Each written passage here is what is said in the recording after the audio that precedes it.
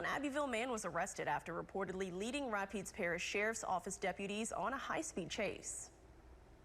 The chase began on the interstate near Lena after deputies attempted to pull a car over and the driver refused to stop.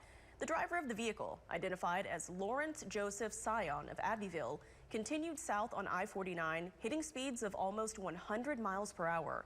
Miles later, Sion's vehicle was disabled with spike strips and he was charged with speeding, aggravated flight from an officer, reckless operation of a vehicle, driving under suspension, possession of a firearm by a convicted felon, possession of marijuana with intent to distribute, possession of a firearm with drugs, Louisiana fugitive, aggravated battery, criminal damage to property, and resisting an officer. His bond is set at $51,200.